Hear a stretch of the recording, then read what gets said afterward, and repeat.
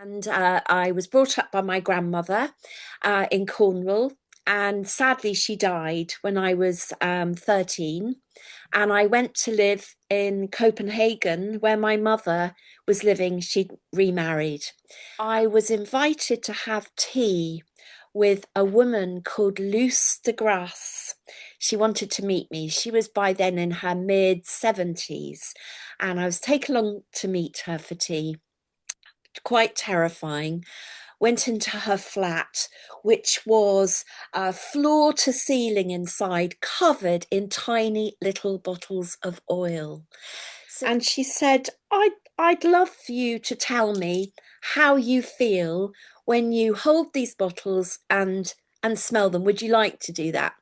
I thought it was fantastic. Yes, I'd love to.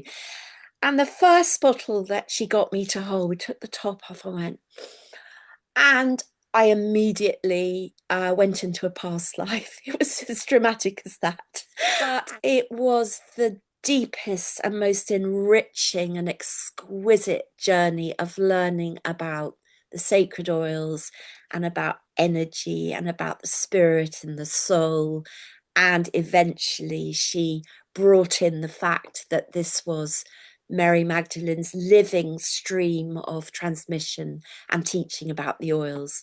So that's the night she died. And it was one of those nights that just changes your life forever. Because I went in knowing it was goodbye night. And I went in and saw her, and she'd shrunk into this little tiny, tiny sort of cadaverous being. Said goodbye to her, but felt how horrific it was to see a transition like that taking place. It felt barbaric, it was very clinical. There was no love, there was horrible lighting. It was everything you would not want for your loved one to be experiencing.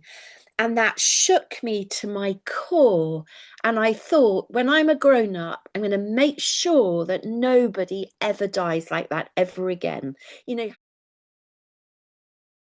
Because obviously when you're working with people when they are in the process of dying and leaving their bodies, that you are you conscious of that witnessing with them or for them?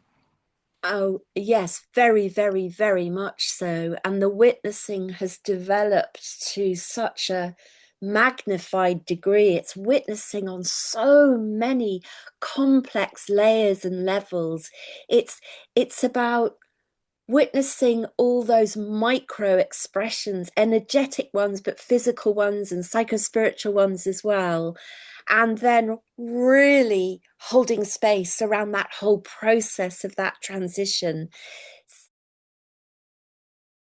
It was always this incredible nurturing love, compassion, and teaching that was coming in from her vibration. And that is one that I knew I had from lifetimes. It was like the mother, it's always been the mother relationship saying, well, I'm here, I'll guide you. Just, you could do a little bit more with that. So there's a lot of teaching about um, reading the energy field of a person that you're going to be working with, and then matching up the energy field of the correct oil to work with. And the main teaching that she gives is that the oils come in to rebalance and realign soul and spirit, which are two separate energies within the bodies. So, and this really, really got me. It's an oil which can be used to heal the wounds that women may have had inflicted by other women. And she was so profound about this that I thought, wow, that blew me away. That was such a powerful teaching.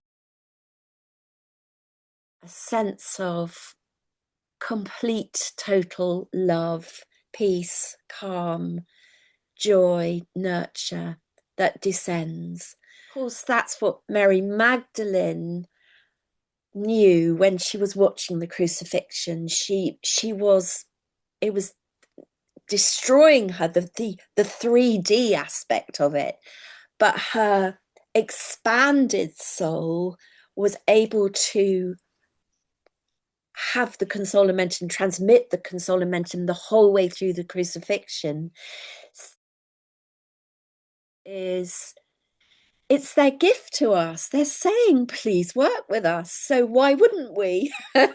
And it's like homeopathy in a way. Less is more. You don't need very much of any of these oils to create miracles, really. And they